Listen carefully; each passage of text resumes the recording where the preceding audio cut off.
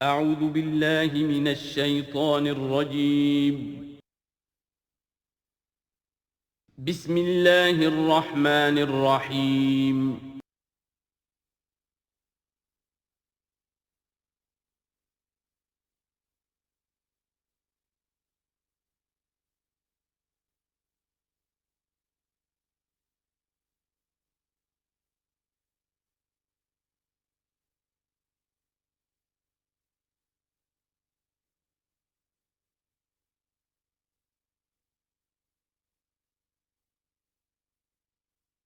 اعوذ باللہ من الشیطان الرجیم بسم اللہ الرحمن الرحیم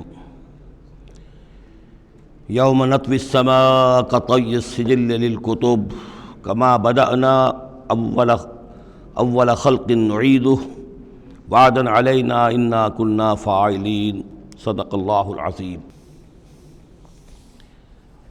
سورہ انبیاء کی جو یہ آخری آیات ہیں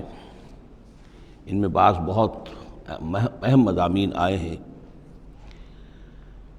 ہم جس آیت پر سے گزر چکے ہیں لا یحزنہم الفزع الاکبر، اللہ تعالیٰ کے جو نیک بندے ہوں گے انہیں جو قیامت کا زلزلہ آنے والا ہے، جس سے کہ اگلی صورت شروع ہو رہی ہے جس کے تذکرے سے کہ یا ایھا الناس اتقوا ربکم ان زلزلۃ الساعۃ شیء عظیم،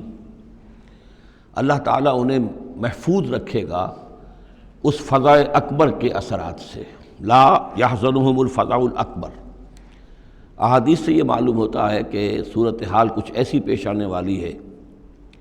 کہ ابھی وہ ملاحم کا دور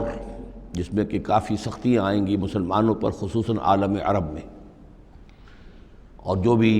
عیسائیوں اور یہودیوں کا گٹھ جوڑ جو ہے اس کے خلاف مسلمانوں کو جو قتال کرنا ہے، جنگ کرنی ہے،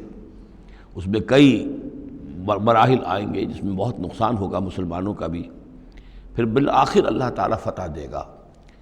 حضرت مسیح علیہ السلام کے ذریعے سے ایک آسمانی مدد ملے گی، معجزانہ مدد ملے گی اللہ تعالیٰ کی طرف سے، لیکن زمینی سطح پر بھی عام جو اسباب ہیں، عادی اسباب اس دنیا کے، اس کے حوالے سے عرب میں ایک مجدد جو ہیں وہ ظاہر ہوں گے، حضرت مہدی، اور ادھر جو مشرقی علاقہ ہے خراسان کا، جس میں میرے اندازے کے مطابق پاکستان کا علاقہ بھی شامل ہے اور افغانستان ہے، یہاں اس سے پہلے ہی وہ حکومت قائم ہو چکی ہوگی کہ جس سے پھر مدد جائے گی حضرت عیسیٰ علیہ السلام کے ساتھ اور حضرت مہدی کے ساتھ ہو کر پھر وہ اس اتحاد، عیسائی یہودی اتحاد کا مقابلہ کریں گے۔ اس کے بعد یہ ہے کہ پھر آخری مرحلہ آئے گا یاجوج اور ماجوج کے حملے کا، اور پھر پوری دنیا میں اسلام کا بول بالا ہو جائے گا، دین حق کا غلبہ ہوگا، اور مختلف روایات میں مختلف اس کی مقدار آئی ہے، 40 برس تک بھی، کہ پوری دنیا میں اللہ کے دین کا غلبہ ہوگا، خلافت علی منہاج النبوہ، جس کی کہ خبریں ہیں حدیث کے اندر کہ 5واں دور وہ آنا ہے ابھی حضور صلی اللہ علیہ وسلم کے زمانے سے لے کر، پہلا دور دور نبوت، پھر دور خلافت علی منہاج النبوہ، پھر ظالم ملوکیت کا دور، پھر غلامی والی ملوکیت کا دور، اور پھر خلافت علی منہاج النبوہ کا دور۔ اور اب جب یہ خلافت آئے گی تو پھر یہ کل روئے ارضی پر ہوگی، گلوبل ہوگی۔ لا یبقى علی ظہر الارض بیت وبر ولا بدر الا ادخلہ اللہ کلمۃ الاسلام، کوئی گھر اور خیمہ ایسا نہیں رہے گا دنیا میں پورے روئے ارضی پر جس میں کلمہ اسلام داخل نہ ہو جائے۔ اور یہ جو فرمایا حضور نے کہ ان اللہ زوالی الارض، اللہ نے میرے لیے زمین کو لپیٹ کر اور سکیڑ کر مجھے پوری زمین دکھا دی، فرائے تو مشارقہا و مغاربہا، میں نے زمین کے سارے مشرق دیکھ لیے، سارے مغرب دیکھ لیے۔ وَإِنَّ أُمَّتِي سَيَبْلُغُ مُلْكُهَا مَا زُوِّيَ لِي مِنْهَا، میری امت کی حکومت ان تمام علاقوں پر قائم ہو کر رہے گی جو مجھے زمین کو سکیڑ کر دکھا دیے گئے۔ تو یہ ایک دور آنا ہے، اس میں کسی شک و شبے کی گنجائش نہیں ہے، اگرچہ میں یہ نہیں کہہ سکتا کہ ابھی اس میں کتنی تاخیر ہے، یہ مختلف مراحل کب شروع ہوں گے، ٹائم ٹیبل نہیں دے سکتے، لیکن یہ کہ تقریباً یوں سمجھیے کہ قرآن مجید کے بین السطور سے اور احادیث نبویہ میں جو صراحت کے ساتھ خبریں آئی ہیں اس کی بنا پر یہ ہونا ہے۔ لیکن اس کے بعد جو قیامت آنی ہے، قیامت سے پہلے ایک مرحلہ ایسا آئے گا کہ جب یہ ایک ایسی ہوا چلے گی کہ جس کی بنا پر تمام اہل ایمان بڑی ہی آسانی کے ساتھ اور بڑے ہی اطمینان کے ساتھ ان کی روحیں اللہ تعالیٰ قبض کر لے گا اور ان پر موت واقع ہو جائے گی۔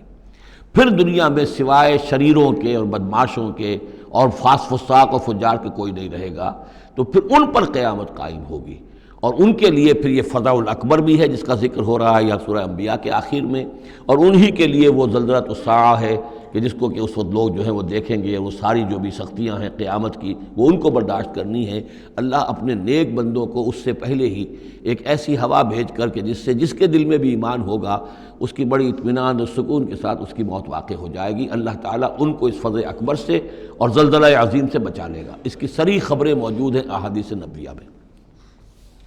لا یحزنہم الفزع الاکبر، انہیں نہیں ستائے گا وہ فزع اکبر، بڑی گھبراہٹ کا وقت جو آنے والا ہے۔ وتتلقاہم الملائکۃ، اور ان سے ملاقات کریں گے، لینے آئیں گے انہیں فرشتے، ان کا استقبال کریں گے۔ ھذا یومکم الذی کنتم توعدون، یہ ہے آپ کا وہ دن جس کا آپ سے وعدہ کیا جاتا تھا۔ اس کے بعد جو کچھ ہوگا، یوم نطوی السماء کطی السجل للکتب، جس دن کہ ہم آسمان کو ایسے لپیٹ لیں گے جیسے کہ کتاب کا طومار، سکرولز جو ہوتے ہیں وہ لپیٹ لیے جاتے ہیں۔ یہاں سماوات نہیں ہے، سما ہے۔ معلوم ہوتا ہے کہ یہی جو ہماری زمین کے قریب ترین جو آسمان ہوگا، اسی علاقے کے اندر در حقیقت یہ سارا جو ہے واقع ہوگا۔ اسی میں سورج بھی ہے، چاند بھی ہے، جمع الشمس والقمر، اسی کے اندر یہ جو بھی کرے ہیں یہ ٹکرائیں گے۔ یہ سارا جو زلزلۃ الساعۃ شیء عظیم جو ہے یہ اسی سولر سسٹم کے اندر ہونے والا ہے۔ جبکہ ہم آسمان کو یوم نطوی السماء کطی السجل للکتب، تو ہم اس کو لپیٹ دیں گے اس آسمان کو کہ جیسے کہ کتاب کا طومار جو ہے اور کتاب کا سکرول لپیٹ دیا جاتا ہے۔ کما بدانا اول خلق نعیدہ، جیسے کہ ہم نے پیدا کیا تھا اسے پہلی مرتبہ، اسی طریقے سے پھر اعادہ کریں گے، اس کا دوہرا دیں گے اس کو۔ وعدن علینا، یعنی یہ کہ جیسے کہ آپ کو معلوم ہے theory of the expanding universe, کہ ہر یہ جو کائنات ہے پھیل رہی ہے یوں اس طریقے سے چکر کھاتے ہوئے، ہر شے، ہر گلیکسی اسے چکر کھاتے ہوئے پھیلتی چلی جا رہی ہے۔ اسی طریقے سے یہ الٹ کر جیسے فنر ہوتا ہے وہ واپس آتا ہے جب، تو پھر اسی طریقے سے چکر کھاتے ہوئے وہ پھر آ کر جب جاتا ہے ایک جگہ پر۔ یوم نطوی السماء کطی السجل للکتب کما بدانا اول خلق نعید وعدا علینا، یہ ہم پر وعدہ ہے۔ انا کنا فاعلین، ہم یقیناً یہ کر کے رہیں گے۔ وَلَقَدْ كَتَبْنَا فِي الزَّبُورِ مِن بَعْدِ الذِّكْرِ، اور ہم نے لکھ دیا تھا زبور میں نصیحت کے بعد، ان الارض یرثها عبادی الصالحون، کہ ہماری اس زمین کے وارث ہوں گے ہمارے نیک بندے۔ اسی زمین کو جیسا کہ میں نے کہا جنت بنا دیا جائے گا، اور ابتدائی جو ہے نزل جو ہے ان کے لیے ابتدائی جنت وہ اسی زمین پر فراہم کی جائے گی۔ یہ زمین جو ہے اس کے وارث ہوں گے ہمارے نیک بندے۔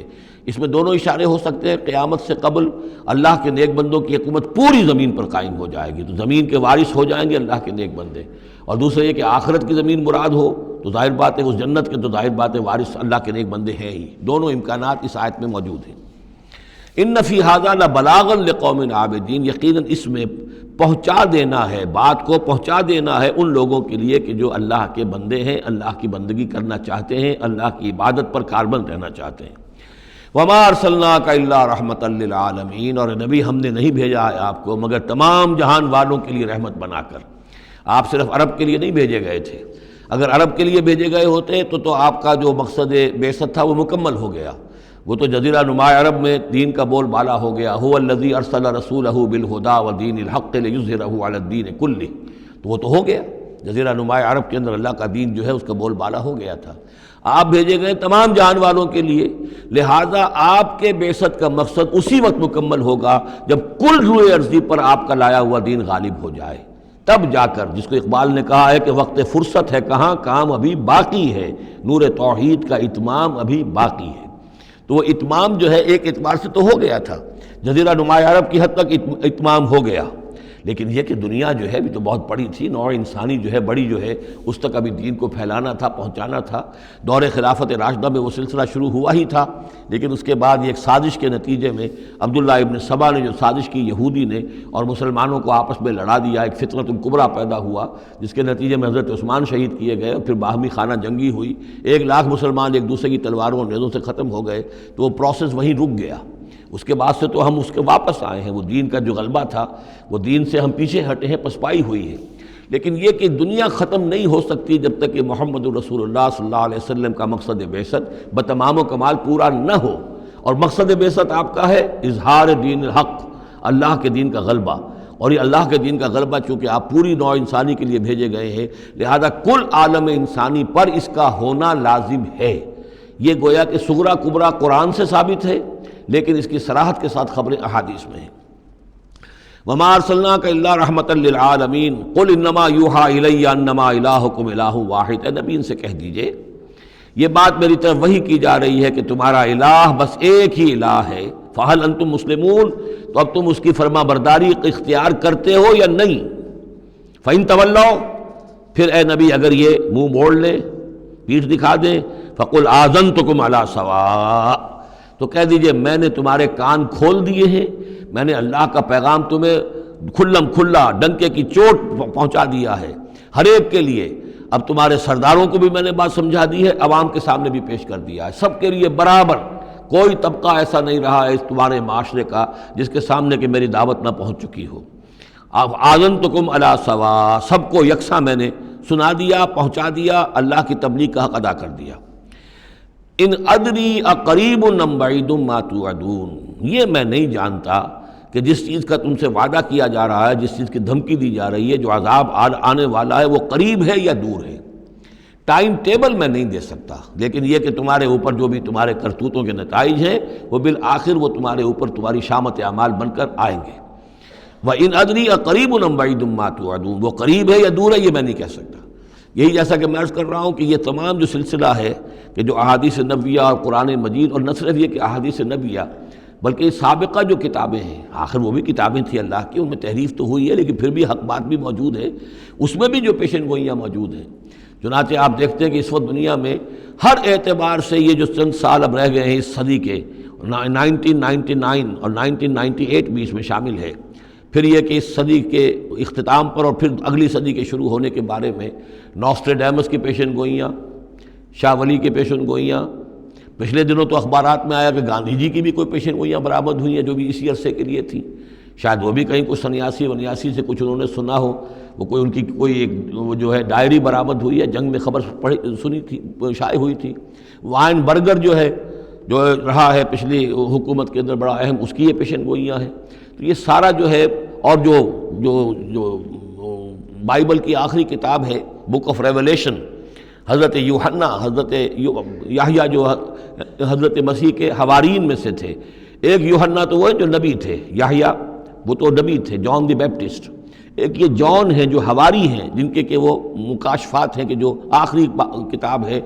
بائبل کی، اور یہ احادیث نبویہ ہیں کہ جن میں کتاب الملاحم اور کتاب و آثار الساعہ وغیرہ ہیں، کتاب الفتن، تو ان سب سے معلوم ہوتا ہے کہ یہ چیزیں اب آنے والی ہیں اور معاملہ زیادہ دور نہیں رہا ہے، لیکن کتنا قریب ہے یہ بھی ہم نہیں کہہ سکتے۔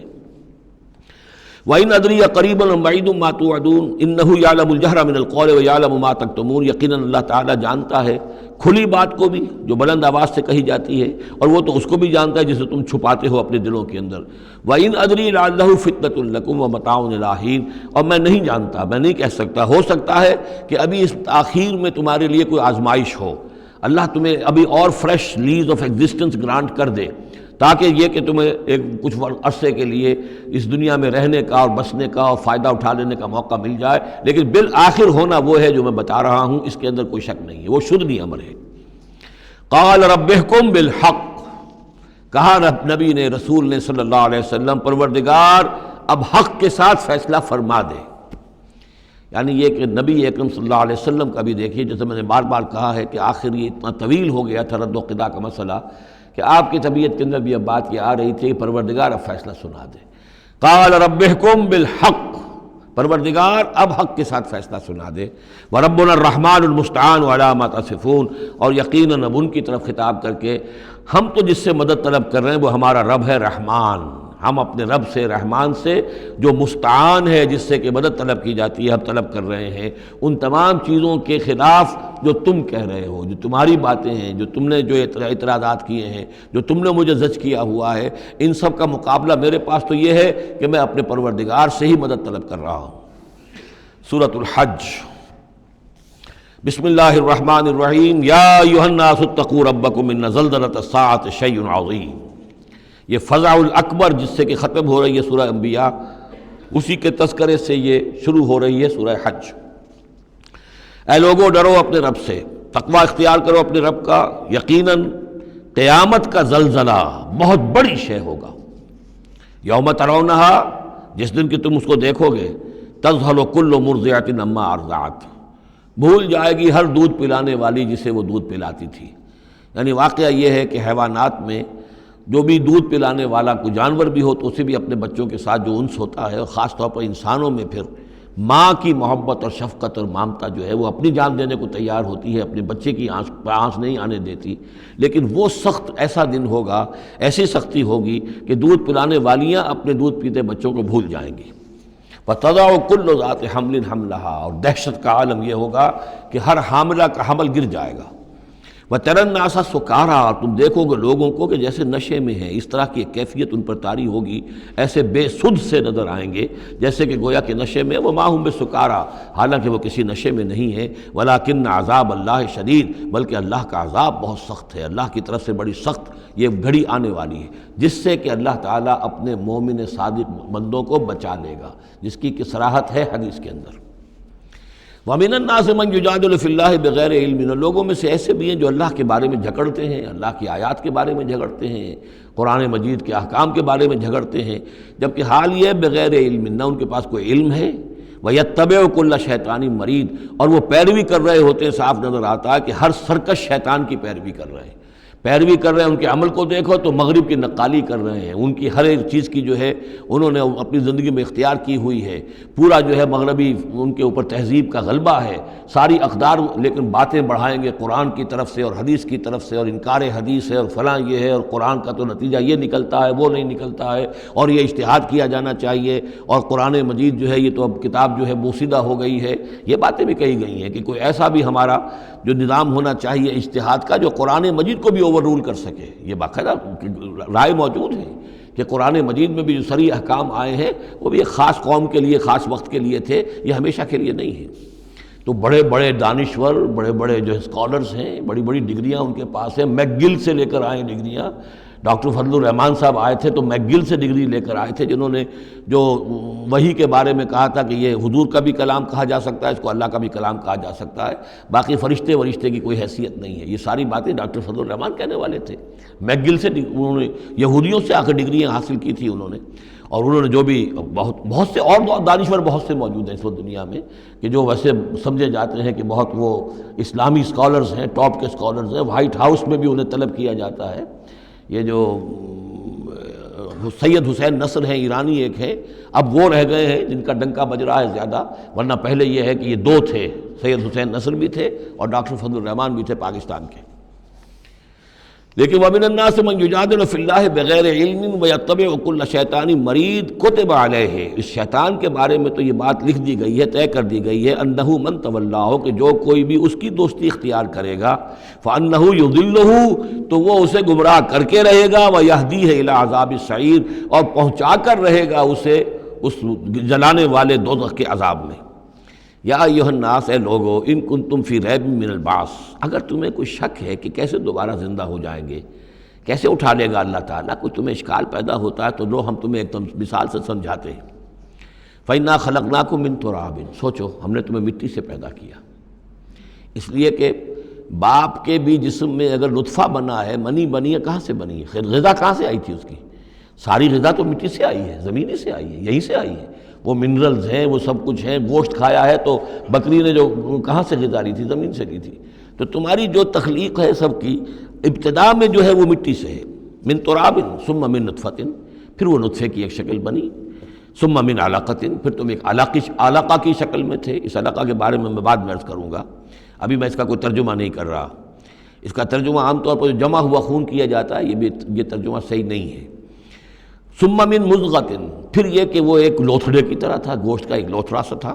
مخلقۃ غیر مخلقۃ، پہلے اس پہ کوئی نشانات تھے ہی نہیں، پھر اس لوتھڑے کے اوپر نشانات آنے شروع ہوئے، معلوم ہوا کہ یہاں سے یہ بازو نکلیں گے، یہاں سے یہ ٹانگیں نکلیں گی، اسی کے اندر جو ہے یہ آثار شروع ہو گئے۔ لنبین لکم، تاکہ ہم تمہیں کھول کھول کر بیان کر دیں۔ یہ جو بھی سٹیجز ہیں کہ جو ایمبریونک جو سٹیجز ہیں،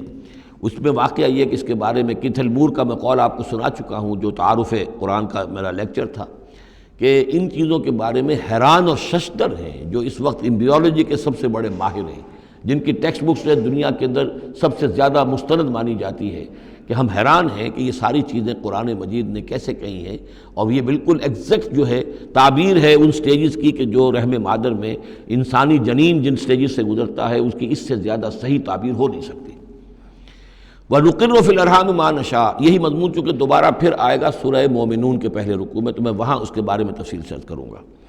اور ہم ٹھہرائے رکھتے ہیں رحموں میں جو ہم چاہتے ہیں، یعنی رحم کے اندر پھر رحم مادر میں وہ حمل رہتا ہے، اب وہ حمل بیٹے کا ہوا ہے، بیٹی کا ہوا ہے، یا بیٹا یا بیٹی وہ ذہین ہے، فتین ہے، خوبصورت ہے، کیسی ہے، صحیح ہے، سالم ہے، وہ ہمارا فیصلہ ہے۔ نقر فی الارحام ما نشاء الی اجل مسمى، ہم ٹھہرائے رکھتے ہیں رحموں میں جو ہم چاہتے ہیں ایک وقت معین تک، ثم نخرجکم طفلا، پھر ہم تمہیں نکالتے ہیں، وہ تم چھوٹے سے بچے ہوتے ہو، ثم لتبلغوا اشدکم، پھر تم اپنی پوری جوانی کو پہنچتے ہو، قوت کو پہنچتے ہو، ومنکم من یتوفی، تم میں سے وہ بھی ہیں کہ جو پہلے ہی ان کا انتقال ہو جاتا ہے، انہیں قبض کر لیا جاتا ہے، انہیں اللہ تعالیٰ لے جاتا ہے، ومنکم من یرد الی ارذل العمر، اور تم میں سے ایسے بھی ہوتے ہیں جو بڑی ہی نکمی ضعیفی کی عمر کو پہنچ جاتے ہیں، لکیٰ لا یعلم من بعد علم شیئا، کہ پھر وہ نہ جانے سب کچھ جاننے کے باوجود کچھ بھی۔ بڑھاپا آتا ہے تو ایسا آتا ہے، ڈیمنشیا بھی ہو جاتا ہے، ساری ذہنی صلاحیتیں ختم ہو جاتی ہیں، یادداشت زائل ہو جاتی ہے، پھر بچپن کی عادتیں عود کر آتی ہیں، لکیٰ لا یعلم من بعد علم شیئا، پھر یہ صورت بھی ہو جاتی ہے۔ یہ ارذل العمر ہے جس سے کہ حضور صلی اللہ علیہ وسلم نے اللہ کی پناہ مانگی ہے کہ اللہ اس سے پہلے اٹھا لے، اس سے پہلے کہ انسان اس کیفیت میں آ جائے کہ جس کا نقشہ یہاں کھینچا جا رہا ہے، لکیٰ لا یعلم من بعد علم شیئا۔ بڑا سقراط تھا، بقراط تھا، کچھ تھا، لیکن اب کیا ہو گیا ہے اس کو دیکھیے۔ وَمِنْكُمْ مَنْ يُرَدُّ إِلَىٰ أَرْذَلِ الْعُمُرِ، ان کے لیے دعا کر لیجئے اللہم اغفر لہ وارحمہ وادخلہ فی رحمتک وحاسبہ حسابا یسیرا۔ ان سے ایک بہت بڑی خطا ہوئی ہے، رجم کی سزا کے بارے میں میں سورہ نور میں عرض کروں گا، لیکن اللہ تعالیٰ تمام خطاؤں کو معاف فرمانے والا ہے۔ اللہم اغفر لہ وارحمہ وادخلہ فی رحمتک وحاسبہ حسابا یسیرا۔ اللہم نور مرقدہ واکرم منزلہ والحقہ بعبادک الصالحین، آمین یا رب العالمین۔ وَمِنْكُمْ مَنْ يُتَوَفَّى وَمِنْكُمْ مَنْ يُرَدُّ إِلَىٰ أَرْذَلِ الْعُمُرِ لِكَيْ لَا يَعْلَمَ مِنْ بَعْدِ عِلْمٍ شَيْئًا وَتَرَى الْأَرْضَ، اب ایک تو نقشہ کھینچا انسانی زندگی کا، اس آپ مٹی سے چل کر تم کہاں سے کہاں پہنچ گئے، پھر فوت ہو کے پھر مٹی بن جاتے ہو۔ یہ جس کی یہ قدرت ہے، جس کی یہ خلاقی ہے، جو اس سارے نظام کو لے کر چل رہا ہے، تمہیں اس کے بارے میں کوئی شک ہے؟ اس کی قدرت کے بارے میں کوئی تمہیں یہ شبہ وارد ہو سکتا ہے کہ وہ دوبارہ پیدا نہیں کر سکتا؟ اچھا ایک اور مثال لے لو، وَتَرَى الْأَرْضَ حَامِدَةً، تم دیکھتے ہو زمین کو کہ پڑی ہوئی ہے، بے آب و گیا، خشک اور ویران، کئی زندگی کے آثار نہیں۔ فَإِذَا أَنزَلْنَا عَلَيْهَا الْمَاءَ اهْتَزَّتْ وَرَبَتْ، پھر جب ہم اس پر پانی برساتے ہیں تو وہ تازہ ہو جاتی ہے، اہتزاز، اور وہ اس میں جنبش ہو جاتی ہے، اہتزت۔ یہتزو جو آیا یہ لفظ پہلے ہم پڑھ چکے ہیں کہ جب حضرت موسیٰ کا عصا زمین پر انہوں نے رکھا تو وہ تو اب ہلنے لگا، حرکت کرنے لگا جیسے کہ سانپ حرکت کرتا ہے، تو زمین میں بھی حرکت پیدا ہو جاتی ہے، اس لیے کہ اب جو کونپلیں نکل رہی ہیں وہ حرکت کر رہی ہیں، وہ ادھر ادھر جو ہے، جو پہلے زمین پڑی ہوئی تھی ساکن، صامت، ساکن، بے آب و گیا، خشک، لیکن اس کے بعد اہتزت، اس کے اندر ایک حرکت پیدا ہوتی ہے، وہ ربت، وہ ابھرتی ہے، گویا کہ جیسے وہ گھاس یا سبزہ اوپر اٹھ رہا ہے، اور جیسے کہ فصل گویا کہ زمین اٹھ رہی ہے، وہ اٹھتی ہے، ابھرتی ہے۔ وَأَنبَتَتْ مِنْ كُلِّ زَوْجٍ بَهِيجٍ، اور ہر طرح کی قسم قسم کی تر و تازہ چیزیں جو ہیں وہ اگا دیتی ہے زمین۔ تو ذرا سوچو، زمین مردہ تھی، اللہ نے زندہ کر دیا۔ تمہارا اپنا معاملہ یہ ہے کہ مٹی سے لے کر اور تمہارے ایک انسان پورے بننے تک، یہ پھر کیسے شک کرتے ہو؟ تمہیں اللہ تعالیٰ کی قدرت میں بھی کوئی شک نہیں ہونا چاہیے۔ یہ تمہاری زندگی کا سائیکل چل رہا ہے اور یہ نباتاتی سائیکل چل رہا ہے ساتھ کے ساتھ، یہ چند مہینے کا ہوتا ہے، یہ تمہارا جو ہے یہ 60 70 80 برس کا ہے، اس کے علاوہ تو کوئی فرق نہیں۔ ذالک بأن اللہ هو الحق، یہ اس لیے ہے کہ اللہ تعالیٰ الحق ہے، اس کے حق ہونے میں، برحق ہونے میں کسی شک و شبے کی گنجائش نہیں۔ وَأَنَّهُ يُحْيِي الْمَوْتَى، اور یہ کہ وہ مردہ کو زندہ کرتا ہے، مردہ کو زندہ کرے گا۔ زمین تمہارے سامنے مردہ پڑی ہوتی ہے اور زندہ ہو جاتی ہے۔ وَأَنَّهُ عَلَىٰ كُلِّ شَيْءٍ قَدِيرٌ، اور یہ کہ وہ تو ہر چیز پر قادر ہے۔ وَأَنَّ السَّاعَةَ آتِيَةٌ، اور یہ کہ قیامت آ کر رہنی ہے، لا ریب فیہا، اس میں کسی شک و شبے کی گنجائش نہیں۔ وَأَنَّ اللَّهَ يَبْعَثُ مَن فِي الْقُبُورِ، اور یقیناً اللہ تعالیٰ اٹھائے گا ان کو جو قبروں کے اندر ہے۔ بعث بعد الموت ہو کر رہے گا۔ وَمِنَ النَّاسِ مَن يُجَادِلُ فِي اللَّهِ بِغَيْرِ عِلْمٍ وَلَا هُدًى وَلَا كِتَابٍ مُنِيرٍ، اور لوگوں میں سے کچھ ایسے بھی ہیں جو اللہ کے بارے میں، اللہ کی باتوں کے بارے میں، اللہ کی صفات کے بارے میں، ذات خداوندی کے بارے میں جھگڑتے ہیں، بحثیں کرتے ہیں، نزاع کرتے ہیں، نہ ان کے پاس علم ہے، بغیر علم ولا ہدن، نہ کوئی ہدایت ہے، ولا کتاب منیر، نہ کوئی روشن کتاب ہے جس سے وہ رہنمائی لے رہے ہوں۔ ثانی عطفہ، وہ اپنی گردن کروٹ اپنی موڑ کر چل دیتا ہے، آیات سنتا ہے، اللہ کے کلام کو سنتا ہے، پھر ذرا وہ اپنی کمر کو موڑتا ہے، بل دیتا ہے، چل دیتا ہے، لیضل عن سبیل اللہ، تاکہ گمراہ کرے لوگوں کو اللہ کے راستے سے۔ لہ فی الدنیا خزی، اس کے لیے دنیا کی زندگی میں بھی رسوائی ہے، ونذیقہ یوم القیامت عذاب الحریق، اور قیامت کے دن ہم اسے جلانے والے عذاب کا مزہ چکھائیں گے۔ ذالک بما قدمت یداک، اور یہ سب کچھ ہے تیرے اپنے دونوں ہاتھوں کے کرتوتوں کی وجہ سے، جو بھیجا ہے تیرے دونوں ہاتھوں نے، بما قدمت یداک، وان اللہ لیس بظلام للعبید، اور یقیناً اللہ تعالیٰ تو اپنے بندوں پر ظلم کرنے والا نہیں ہے۔ ومن الناس من يعبد الله على حرف فإن أصابه خير اطمأن به وإن أصابته فتنة انقلب على وجهه خسر الدنيا والآخرة ذلك هو الخسران المبين۔ لوگوں میں سے کچھ ایسے بھی ہیں جو اللہ تعالیٰ کی بندگی کرتے ہیں کنارے کنارے، بچ بچ کر۔ یہ وہ روگ جس کو کہا گیا فی قلوبہم مرض، جن کے دلوں میں روگ ہوتا ہے۔ ایک وہ لوگ ہوتے ہیں کہ حق کو قبول کیا، پھر ہر چہ بعد آباد منجدھار میں پھر وہ چھلانگ لگاتے ہیں، ہر چہ بعد آباد ماں کشتی دراب انداختے، ہم نے حق کو قبول کیا، اس کشتی کو ہم نے پانی میں ڈال دیا ہے، اب یہ کشتی تیرے گی تو ہم تیریں گے، یہ ڈوبتی ہے تو ہم ڈوبنے کے لیے تیار ہیں۔ ایک وہ ہیں جو چاہتے بھی ہیں حق کے ساتھ چلنا، لیکن کنارے کنارے گہرے پانی میں نہیں جانا چاہتے، خطرات مول نہیں لینا چاہتے، اپنے لیے جان اور مال جو ہے اس کو بچا بچا کر، وہ جو اقبال نے کہا تو بچا بچا کے نہ رکھ اسے، تیرا آئینہ ہے وہ آئینہ کہ شکست ہو تو عزیز تر ہے نگاہ آئینہ ساز میں۔ لیکن یہ کچھ لوگ بچ بچ کر چلنا چاہتے ہیں، کوئی گردن نہ پہنچ جائے، کوئی نقصان نہ ہو جائے، کوئی ہمیں قربانی نہ دینی پڑے۔ وَمِنَ النَّاسِ مَن يَعْبُدُ اللَّهَ عَلَىٰ حَرْفٍ، کنارے ساتھ، فَإِنْ أَصَابَهُ خَيْرٌ اطْمَأَنَّ بِهِ، اگر خیر آئے تو مطمئن رہیں گے، وَإِنْ أَصَابَتْهُ الْفِتْنَةُ انقلب عَلَىٰ وَجْهِهِ، اور اگر کوئی فتنہ آ گیا، آزمائش آ گئی، کوئی قربانی کا وقت آ گیا، پکار آ گئی، نکلو اللہ کی راہ میں اور لاؤ اللہ کی راہ میں، تو وہ اپنے چہروں کے بل اوندھے گر جاتے ہیں۔ خسرت دنیا والآخرہ، یہ خسارہ ہے، یہ گھاٹا ہے، یہ نقصان ہے دنیا اور آخرت دونوں کا۔ ذالک هو الخسران المبین، اور یہ بہت ہی نمایاں اور واضح تباہی ہے۔ ایک میں بات عرض کرنی رہ گئی ہے کہ سورہ حج کے بارے میں بعض جگہ آپ نے دیکھا ہوگا لکھا ہوا کہ یہ اس کو مدنی بھی مانا گیا ہے، لیکن یہ واقعہ ہے کہ اس سورہ مبارکہ کے اندر بعض آیات ایسی ہیں کہ جو یا تو مدنی ہیں، اور بعض آیات کے بارے میں مجھے پھر وہ ایک قول مل گیا تھا حبر الامہ حضرت عبداللہ ابن عباس رضی اللہ تعالی عنہما کا، وہ میں بعد میں انشاءاللہ وہ کل ہم پڑھیں گے۔ وہ آیات نازل ہوئی ہیں اثناء سفر ہجرت میں۔ ظاہر بات ہے کہ جب حضور مکے سے نکل آئے ہیں اور جا رہے ہیں تو کتنے دن لگے ہیں، کوئی وہ چند گھنٹے کا، 1 گھنٹے کی فلائٹ تو نہیں تھی کہ جو ہوائی جہاز سے آپ چلے گئے ہوں، آدھے گھنٹے کی فلائٹ ہے کل، نہیں، لیکن یہ کوئی وقت لگا۔ اس میں بھی جو آیات نازل ہوئی ہیں، اور اس صورت میں کئی آیات ایسی ہیں کہ جن کی بڑی گہری مشابہت آپ کو مل جائے گی سورہ بقرہ کی آیات کے ساتھ۔ چنانچہ شہادت علی الناس والی آیت بھی اس صورت میں بھی ہے، سورہ بقرہ میں بھی ہے، لیکون الرسول شہیدا علیکم وتکونوا شہداء علی الناس، یہ آپ کو سورہ حج کے آخر میں ملے گی۔ جہاد کا لفظ بھی اس صورت مبارکہ میں ملے گا۔ یہ آیت بھی آپ غور کریں گے تو سورہ بقرہ کے دوسرے رکوع میں جو مثال آئی تھی، منافقین کا حال یہ ہے، او کصیب من السماء فیہ ظلمات ورعد وبرق یجعلون اصابعهم فی آذانہم من الصواعق حذر الموت واللہ محیط بالکافرین۔ تو یہ جب بجلی جب چمکتی ہے، کوئی روشنی نظر آتی ہے، چل پھر لیتے ہیں، لیکن اس کے بعد پھر جیسے ہی اندھیرا ہوتا ہے کھڑے رہ جاتے ہیں۔ تو بالکل وہی کیفیت ہے کہ جب ذرا حالات صحیح ہوئے، نارمل ہوئے، کوئی خطرہ نہیں، کوئی اندیشہ نہیں، کوئی مطالبہ نہیں، کوئی جنگ کی مہم جو ہے پیش نظر نہیں ہے، تو وہ بڑے چلت پھر دکھا رہے ہیں، حضور کے پاس آ رہے ہیں، باتیں کر رہے ہیں، گویا کہ وہ بھی اہل ایمان کے ساتھ ہیں۔ لیکن جب ذرا مشکل وقت آیا، اوندھے منہ گر پڑے۔ وَمِنَ النَّاسِ، اللہ تعالی ہمیں اس سے بچائے، اور دین اور ایمان کے ساتھ اور اللہ کے دین کو قائم کرنے کی جد و جہد میں مخلصانہ اور ہمہ وجوہ اپنے آپ کو جھونک دینے کی ہمت عطا فرمائے۔ وَمِنَ النَّاسِ مَن يَعْبُدُ اللَّهَ عَلَىٰ حَرْفٍ فَإِنْ أَصَابَهُ خَيْرٌ اطْمَأَنَّ بِهِ وَإِنْ أَصَابَتْهُ فِتْنَةٌ انقلب عَلَىٰ وَجْهِهِ خَسِرَ الدُّنْيَا وَالْآخِرَةَ ذَلِكَ هُوَ الْخُسْرَانُ الْمُبِينُ۔ یدعو من دون اللہ ما لا یضرہ وما لا ینفعہ، یہ پکارتا ہے اللہ کے سوا ان کو جو نہ اسے کوئی ضرر پہنچا سکتی ہے نہ نفع، ذالک هو الضلال البعید، یہی ہے بہت ہی گمراہی، دور کی گمراہی۔ یدعو لمن ضرہ اقرب من نفعہ، وہ پکارتا ہے اللہ کو،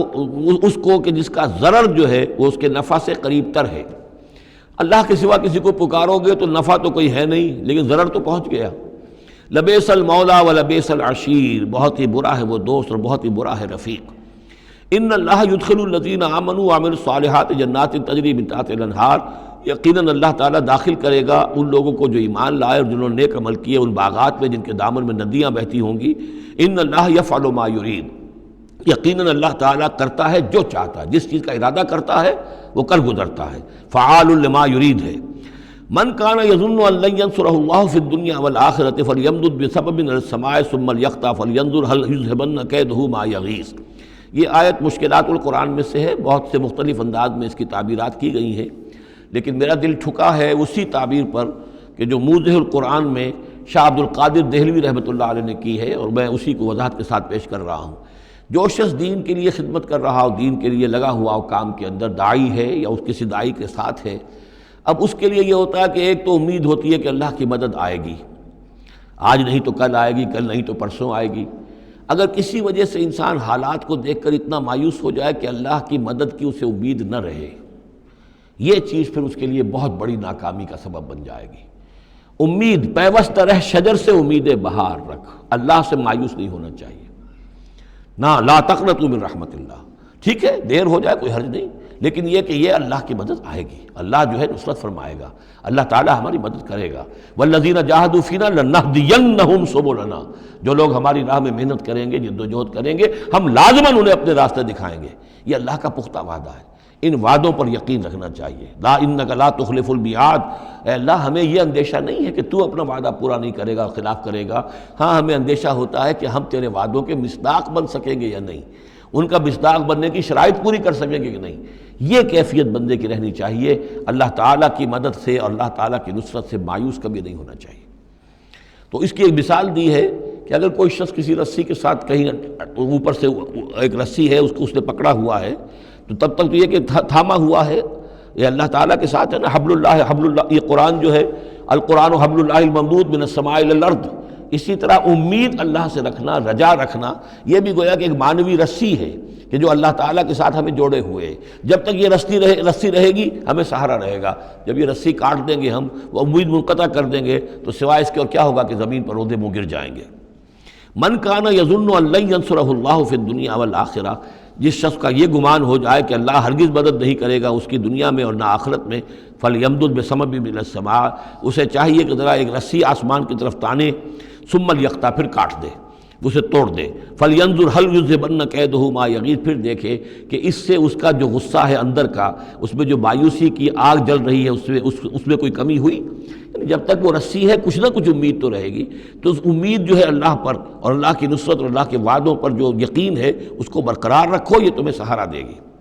وَكَذَلِكَ أَنزَلْنَاهُ آيَاتٍ بَيِّنَاتٍ، اسی طرح ہم نے اتارا ہے اس قرآن کو روشن اور کھلی باتوں کی شکل میں۔ وَأَنَّ اللَّهَ يَهْدِي مَن يُرِيدُ، اور اللہ تعالیٰ ہدایت دیتا ہے جس کو چاہتا ہے، یا اللہ تعالیٰ ہدایت دیتا ہے جو چاہتا ہے کہ اس کو ہدایت ملے۔ ان الذین آمنوا والذین ہادوا والصابئین والنصارى، یقیناً وہ لوگ جو مسلمان ہیں، ایمان لائے ہیں محمد پر صلی اللہ علیہ وسلم، والذین ہادوا، اور جو یہودی ہوئے، والصابئین، اور جو صابی ہیں، والنصارى، اور جو یہ عیسائی ہیں، والمجوس، اور مجوس ہیں ایرانی، والذین اشرکوا، اور جن لوگوں نے شرک کی روش اختیار کی، ان اللہ یفصل بینہم یوم القیامہ، یقیناً اللہ فیصلہ کرے گا ان کے مابین قیامت کے دن۔ ان اللہ علی کل شیء شہید، یقیناً اللہ تعالیٰ ہر چیز پر خود گواہ ہے، ہر چیز اس کے سامنے نگاہوں میں موجود ہے۔ الم تر ان اللہ یسجد لہ من فی السماوات ومن فی الارض، یہ آیت بڑی عجیب ہے اس اعتبار سے کہ اس میں آپ تصور کریں گے تو اوپر سے نیچے کی طرف آ رہا ہے۔ کیا تم نے دیکھا نہیں اللہ کے سامنے سربسجود ہے ہر وہ شے جو آسمان میں ہے اور وہ سب وہ چیزیں جو زمین میں ہیں، وہ تمام مخلوقات جو آسمان میں ہے اور وہ تمام مخلوقات جو زمین میں ہے، والشمس ہو اور سورج بھی سربہ سجود ہے، والقمر ہو اور چاند بھی، والنجوم ہو اور تارے بھی، پھر نیچے اتریے والجبال ہو اور پہاڑ، زمین پر سب سے اونچی چیزیں پہاڑ ہیں، والشجر ہو اور درخت، والدواب اور یہ تمام جو بھی چوپائے چل رہے ہیں زمین کے اوپر حیوانات، وَكَثِيرٌ مِّنَ النَّاسِ اور لوگوں میں سے بھی بہت سے، لوگوں میں سے تفریق ہے کہ کچھ باغی ہو گئے ہیں، باقی تو یہ ساری مخلوقات اللہ کے قانون کی پابند ہیں، قانون تکوینی کے اندر ہے، یہ اللہ کی بندگی کر رہی ہیں، یہ سجدے میں ہے، ہر شے اللہ کے سامنے سر سجود ہے۔ ہاں انسانوں کے اندر بغاوت بھی ہے، انسانوں میں سے کچھ لوگ وہ ہیں کہ جنہوں نے سورج کو پوجنا شروع کر دیا، سورج اللہ کو پوج رہا ہے اور وہ سورج کو پوج رہے ہیں، چاند کو پوجنا شروع کر دیا، درختوں کو پوجنا شروع کر دیا، جانوروں کو پوجنا شروع کر دیا، یہاں تک کہ اعضائے تناسل کو پوجنا شروع کر دیا۔ ہندوؤں کے اندر تو یہ بھی ہے، یہ پوجا ہوتی ہے۔ تو یہ ہے ان لوگوں کی گراوٹ۔ انسانوں میں سے اللہ تعالیٰ جس کو ہدایت دے دیتا ہے، معرفت حاصل ہو جاتی، پھر وہ اسی کے سامنے سر بسجود ہوتے ہیں۔ وَكَثِيرٌ حَقَّ عَلَيْهِ الْعَذَابُ لیکن بہت سے ایسے ہیں کہ جو عذاب الہی کے مستحق ہو جاتے ہیں۔ وَمَن يُهِنِ اللَّهُ فَمَا لَهُ مِن مُكْرِمٍ اور جنہیں اللہ تعالیٰ ہی رسوا کر دے، ذلیل کر دے، اب اس کو عزت دینے والا کوئی نہیں ہے۔ جنہوں نے اپنے آپ کو ذلیل کیا، مخلوقات کے سامنے جھک گئے، انہوں نے ان کو اپنا معبود بنا لیا، جبکہ اللہ تعالیٰ کے سامنے ساری کی ساری مخلوقات جو ہے وہ تو اللہ کی بندگی میں ہے، اور اللہ نے تو اسے بنایا تھا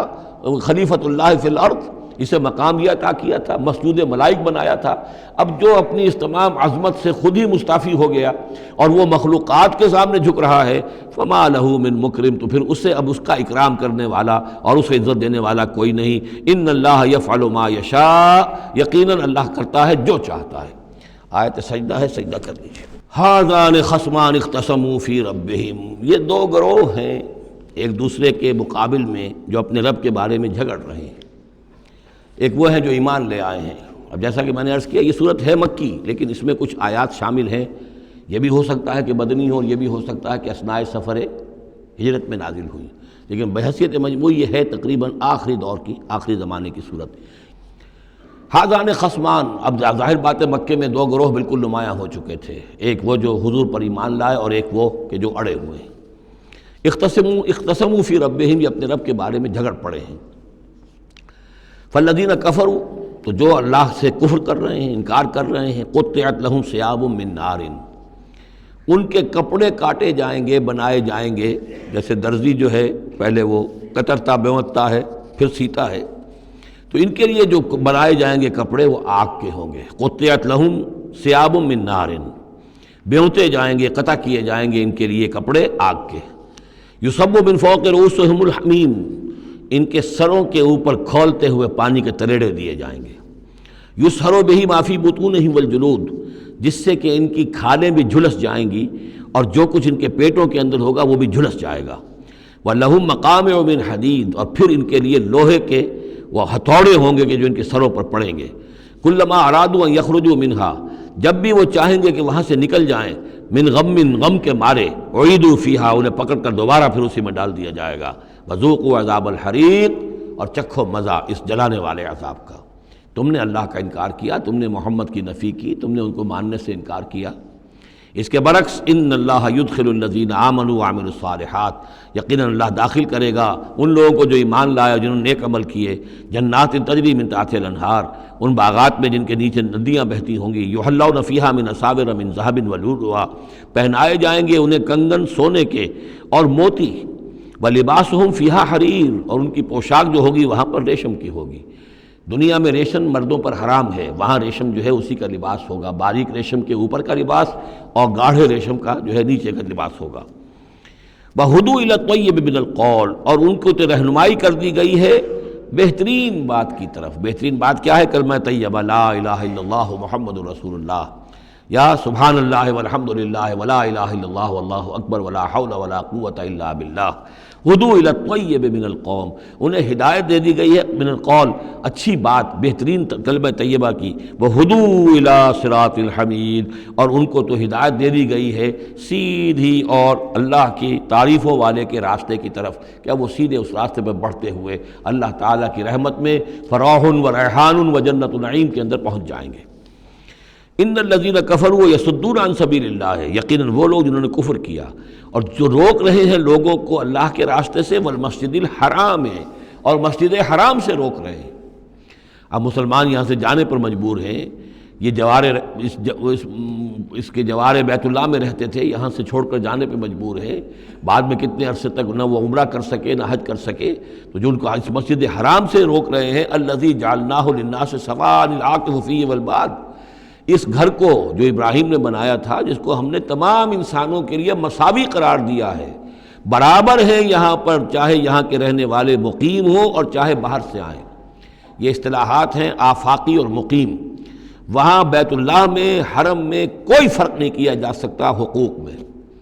اب بھی میں سمجھتا ہوں کہ وہاں اس میں کوئی حرج شک نہیں ہے کہ حرم کے اندر کوئی فرق نہیں ہے۔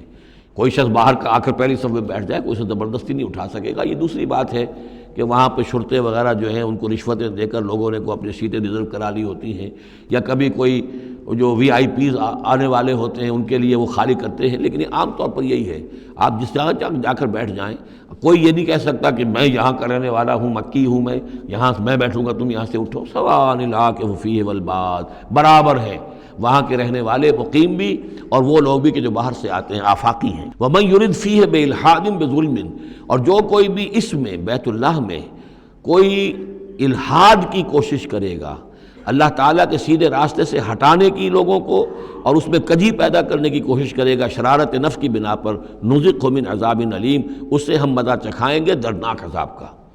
وَإِذْ بَوَّأْنَا یہ دو رکوع ہیں ابھی سورہ مبارکہ کے، حج کے مناسک کا کچھ ذکر ہے یہاں پر، خاص طور پر قربانی کا خاص طور پر ذکر ہے۔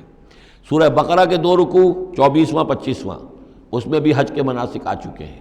لیکن وہاں پر اصل قربانی کا ذکر نہیں تھا، وہ تو صرف یہ ہے کہ وہ دم جو دینا پڑتا ہے اگر کسی وجہ سے سر منڈانا پڑ گیا ہے قبل از وقت، اور یا اسی طریقے سے تمتع اگر کیا ہے تو اس کا وہ دم شکر کا ہے وغیرہ وغیرہ۔ لیکن یہاں پر جو دو ہے، ایک قربانی اور ایک طواف، ان دو کا جو ہے ذکر ہو رہا ہے خاص طور پر یہاں۔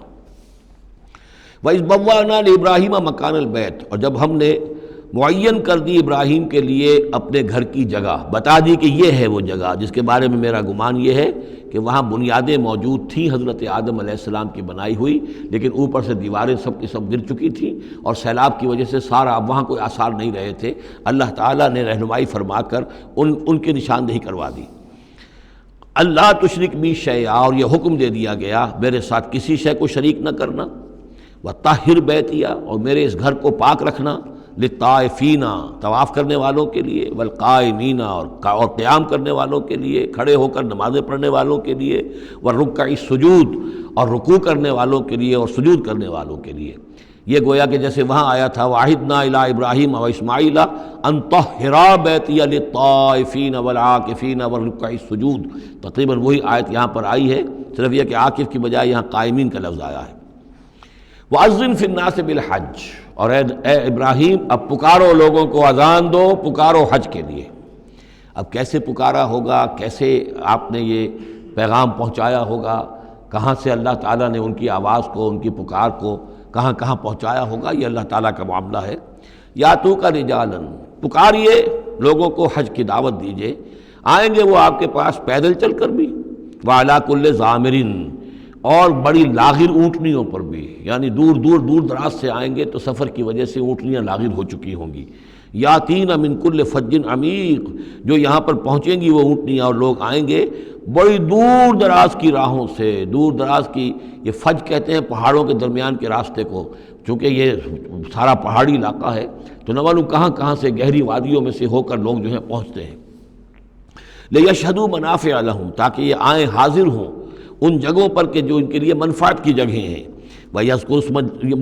اسْمَ اللَّهِ فِي أَيَّامٍ معلومات، اور اللہ کا نام لیں معین دنوں کے اندر، یعنی قربانیاں دیں معین دنوں میں۔ 10ویں ذی الحجہ کی قربانی کا دن ہے، اس کے بعد جو ہے 11ویں کو بھی ہو سکتی ہے، 12ویں کو بھی ہو سکتی ہے،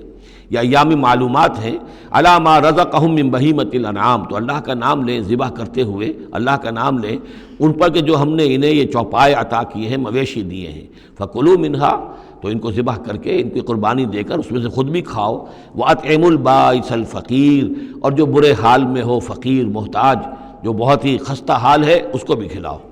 ثُمَّ لْيَقْضُوا تَفَثَّهُمْ، پھر یہ کرنے کے بعد پھر اپنے میل کچیل دور کرو، پھر احرام کھولنا ہوتا ہے، پھر یہ کہ وہ رنحت، رمی ہوتی ہے، نہر ہوتا ہے، حلق ہوتا ہے، اور پھر طواف۔ چار یہ الفاظ جو ہیں یہ 10ویں تاریخ کے ہیں، 4 افعال، رمی اور نہر، پھر جا کر قربانی دینا، پھر یہ کہ حلق کر کے اور پھر یہ احرام کھل گیا، اب نہاؤ دھو، میل کچیل جو بھی احرام کی وجہ سے صاف کرو، اچھے کپڑے پہنو، اور پھر جاؤ اور طواف کرو، طواف زیارہ۔ ثم لیقضوا تفثهم، پھر چاہیے کہ وہ دور کریں اپنے میل کچیل، ولیوفوا نذورہم، اور جو بھی نذریں مانگی ہوئی ہوں ان کو پورا کریں، ولیطوفوا بالبیت العتیق، اور اب جا کر اس قدیم گھر کا طواف کریں۔ ذالک، یہ سن چکے،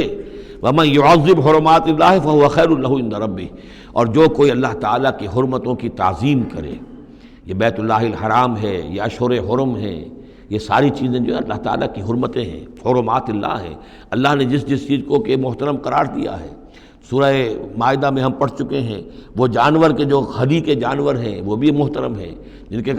کے گھروں میں گردنوں میں پٹے ڈال دیے گئے ہیں، معلوم ہے کہ یہ ہدیم بالغ الکعبہ جانے والے ہیں، وہ بھی محترم ہیں۔ عام مین البیت الحرام جو ہیں، جو لوگ حاجی جا رہے ہیں، ان کی بھی حرمت ہے۔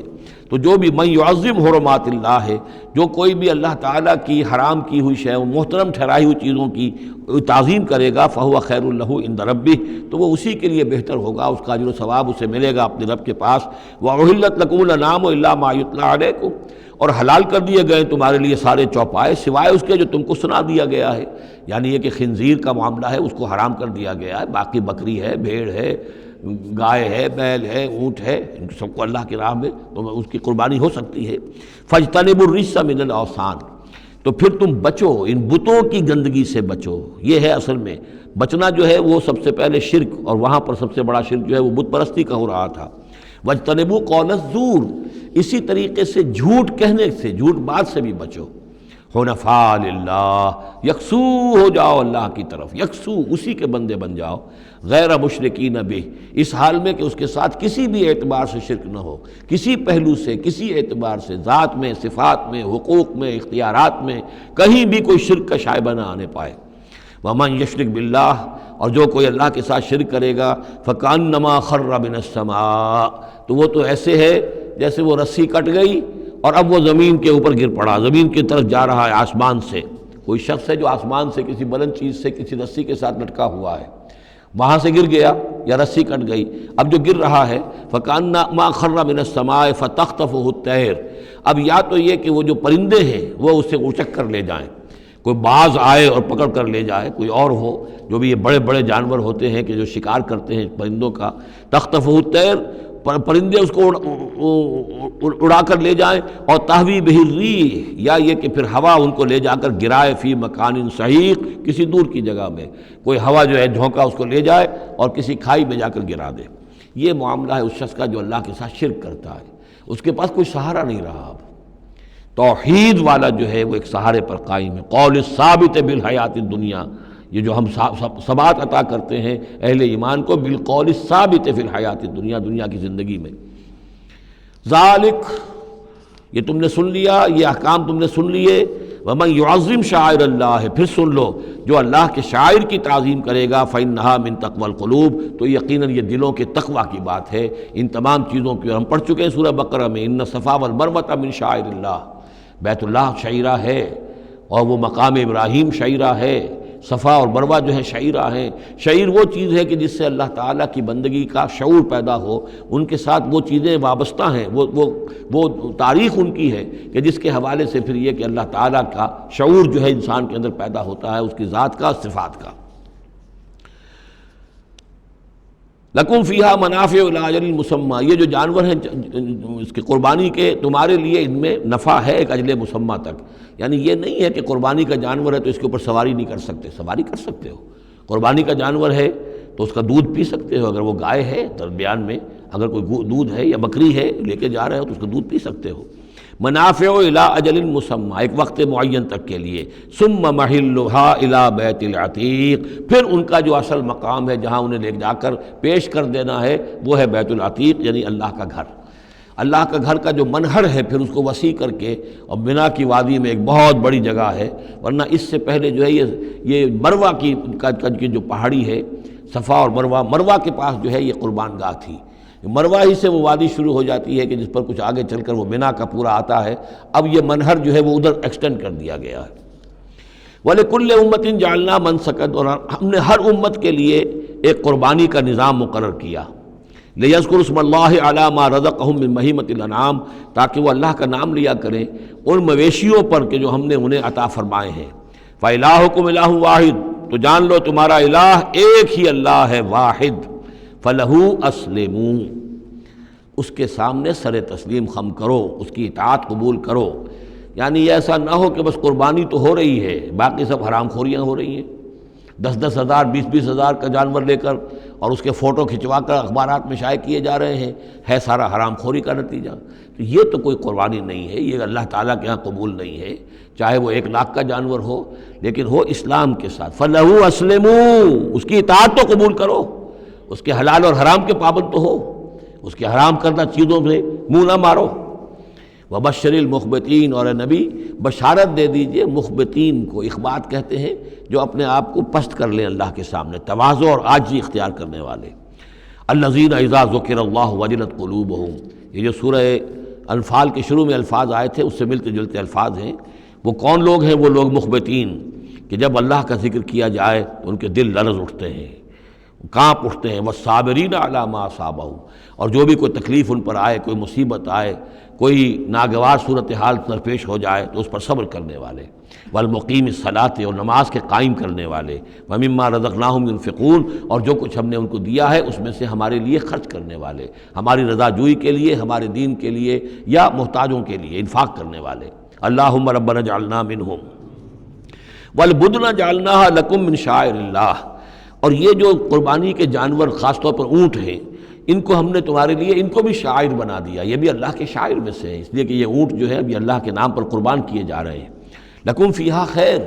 تمہارے لیے ان میں خیر ہے، بھلائی ہے۔ ظاہر بات ہے کہ ان کا بھی گوشت تم کھا سکو گے اور غریبوں کو کھلا سکو گے، لیکن یہ کہ ہیں وہ شاعر اللہ، اس لیے کہ وہ نامزد ہو چکے ہیں بیت اللہ کے لیے، اللہ کے لیے کہ یہ قربانی کے جانور ہیں کہ جن کو قربان کیا جانا ہے بیت اللہ کے قریب۔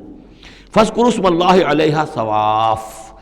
تو اس پر ان پر نام لیا کرو اللہ کا، ان کو کھڑا کر کے سیدھا، صواف صفے باندھ کر، قطار باندھ کر۔ یہ جو نقشہ ہے یہ خاص طور پر جو حجۃ الوداع میں حضور نے جو قربانی دی ہے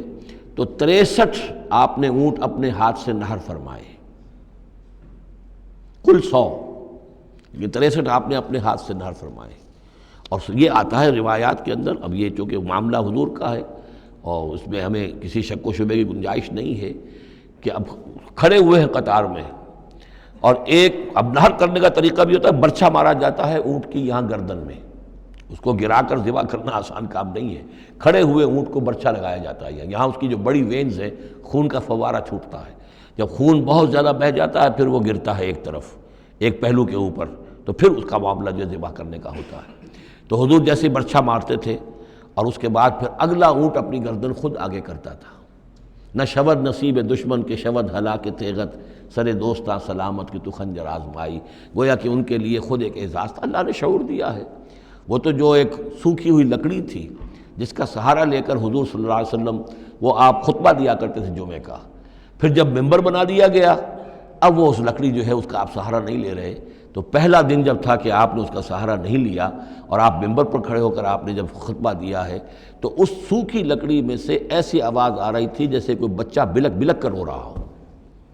کہ میری یہ سعادت آج ختم ہو گئی ہے، مجھے جو سعادت نصیب تھی کہ محمد الرسول اللہ صلی اللہ علیہ وسلم میرا سہارا لیا کرتے تھے، مجھ پر ٹیک لگایا کرتے تھے، یہ مجھ سے جاتی رہی فضیلت، بلک بلک کر رو رہا ہے۔ حنانہ اس کو کہتے ہیں، ستون حنانہ، اب بھی مسجد نبی میں ایک ستون ہے حنانہ، حنین کہتے ہی اس کو ہے کہ جس میں رقت ہو، بچہ رو رہا ہو، بلک رہا ہو تو یہ حنین ہے، تو حنانہ ہے وہ۔ اور اس کے لیے یہ نوٹ کر لیجیے، کہا ہے مولانا روم نے، فلسفی کو منکر حنانہ است، از حواس انبیاء بیگانہ است۔ پہلے فلسفی ہوتے تھے، آج سائنسدان جو انکار کرے گا کیسے ہو سکتا ہے سوکھی لکڑی میں سے بچوں کے سے رونے کی آواز آئے، کیسے مان لیں گے ہم؟ سر سید کیسے مانیں گے اس کو؟ نہیں مانیں گے کبھی بھی۔ تو فلسفی یا سائنسدان کو منکر حنانہ است، کہ وہ حنانہ کا انکار کرتا ہے، از حواس انبیاء بیگانہ است، اس لیے کہ انبیاء کے معاملات کو وہ جانتا نہیں ہے، وہ عام لوگوں پر قیاس کر رہا ہے۔ فاذکر اسم اللہ علیہا صواف، تو لو اللہ کا نام ان پر، ان کو نہر کرنے کے لیے انہیں صفوں میں کھڑا کر کے، فَإِذَا وَجَبَتْ جُنُوبُهَا، جب ان کے پہلو زمین پر ٹک جائیں، جب خون اتنا بہہ جاتا ہے، کمزور ہو جاتا ہے اونٹ، تو پھر وہ ایک طرف کو اپنی کروٹ کے بل زمین کے اوپر پڑ جاتا ہے۔ فَكُلُوا مِنْهَا، تو اب کھاؤ اس میں سے اس کے گوشت کو، وَأَطْعِمُوا الْقَانِعَ وَالْمُعْتَرَ، اور کھلاؤ اس کو بھی جو قناعت کے ساتھ بیٹھا ہوا ہے، مانگتا نہیں پھر رہا ہے، سائل نہیں ہے، اس کے پاس کچھ نہیں ہے لیکن وہ مانگتا نہیں پھرتا، قانع، اور معتر جو بے قرار ہو گیا ہے، آتا ہے، سوال کر رہا ہے، مانگ رہا ہے، گوشت مانگ رہا ہے، اس کو بھی دو، اس کو بھی دو۔ كَذَلِكَ سَخَّرْنَاهَا لَكُمْ لَعَلَّكُمْ تَشْكُرُونَ، اسی طرح تو ہم نے اتنے بڑے جانور کو تمہارے لیے مسخر کر دیا ہے، اونٹ جیسے جانور کو، اور وہ کھڑا ہوتا ہے تم برچھا مارتے اس کو، سخرناها لکم لعلکم تشکرون، تاکہ تم اللہ کا شکر ادا کرو۔ لن ینال اللہ لحومها ولا دماؤها، اب یہ ہے اصل شے، اللہ تک نہ ان کے گوشت پہنچتے ہیں نہ خون پہنچتا ہے، ولکن ینالہ التقوی منکم، ہاں اگر پہنچتا ہے اس تک تو تقوی اگر ہے تمہارے اندر تو اللہ تک پہنچ جائے گا۔ یعنی یہ کہ ایک یہ رسومات ہے، ظاہری شکل ہے، ظاہری شکل اصل دین نہیں ہے، اگرچہ اس کے بغیر بھی تو حقیقت جو ہے وہ کسی نہ کسی حیول ہی میں ظاہر ہوگی، کوئی نہ کوئی اسے پیکر چاہیے۔ تو ان عبادات کا پیکر بھی اہم ہے، لیکن صرف پیکر کو نہ سمجھیں، ظاہر کو نہ سمجھیں، اصل شے اس کی روح ہے، روح تقویٰ۔ وہ جو علامہ اقبال نے کہا ہے کہ رہ گئی رسم اذاں، روح بلالی نہ رہی، فلسفہ رہ گیا، تلقین غزالی نہ رہی، اور نماز و روزہ و قربانی و حج یہ سب باقی ہیں، تو باقی نہیں ہے۔ وہ ہمارا وہ تقویٰ، ہمارا اللہ کے ساتھ خلوص و اخلاص، قربانی جب انسان دے رہا ہو تو واقعتاً اس کے اپنے اندر اگر تقویٰ بھی ہے، اس نے حلال ذریعے سے کمائے ہوئے مال میں سے اس نے اتنی محنت کی ہے کہ اس میں سے اِثار کر رہا ہے، اللہ کے نام پر ایک جانور کو ذبح کر رہا ہے، پھر خود اپنی زندگی میں وہ اللہ کے قوانین کا پابند ہے، اسی کے مطابق زندگی گزار رہا ہے، اور وہ اپنی توانائیاں، قوتیں، صلاحیتیں اللہ کی راہ میں لگا رہا ہے، اس کی قربانی ہے۔ باقی اگر یہ نہیں ہے تو ٹھیک ہے، چلیے کم سے کم غریبوں کو گوشت مل جائے گا، کچھ نہ کچھ فائدہ تو ہو ہی جائے گا، لیکن یہ کہ وہ اصل قربانی نہیں ہے، اللہ تک کچھ نہیں پہنچے گا تمہارا۔ لن ینال اللہ لحومها ولا دماؤها، دیکھو ان قربانیوں کے نہ گوشت اللہ تک پہنچتے ہیں نہ ان کے خون، ولکن ینالہ التقوی منکم، ہاں تقوی اگر ہے وہ اللہ تک پہنچ جاتا ہے۔ کذالک سخرھا لکم لتکبروا اللہ علی ما ھداکم، اسی طرح اللہ تعالیٰ نے اسے تمہارے لیے مسخر کر دیا ہے، لتکبروا اللہ علی ما ھداکم، تاکہ تم اللہ کی تکبیر کیا کرو اس ہدایت پر جو اس نے تمہیں دی ہے۔ دیکھیے دو عیدیں ہیں ہماری، عید الفطر جو رمضان کے بعد آتی ہے،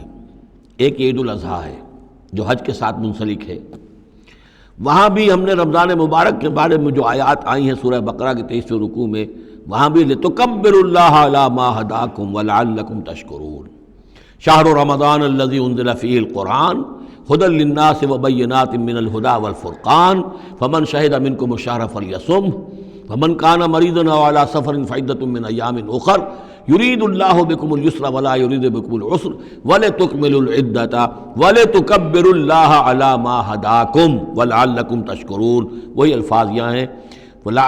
لتکبروا اللہ علی ما ھداکم، تاکہ تم تکبیر کرو، اللہ کی تکبیر کرو۔ اسی لیے عیدین کے لیے جاتے آتے ہوئے تکبیر، اور اس کو بھی بڑا بلند آواز سے، جاتے آتے راستہ بدلنا، پھر نماز جو دوگانہ ہے عید کی اس میں اضافی تکبیرات ہیں، لتکبروا اللہ علی ما ھداکم ولعلکم تشکرون پر تو وہ آیت ختم ہوئی ہے، وبشر المحسنین، اور اے نبی ان لوگوں کو آپ بشارت دے دیجئے جو اسلام اور ایمان اور تقویٰ کی منزلیں طے کرتے ہوئے درجہ احسان تک پہنچنے کی کوشش کرتے ہیں اور پہنچ جاتے ہیں۔ اللہم ربنا اجعلنا منہم، اللہم ربنا اجعلنا منہم۔ بارک اللہ لی ولکم فی القرآن العظیم ونفعنی وإیاکم بالآیات والذکر الحکیم۔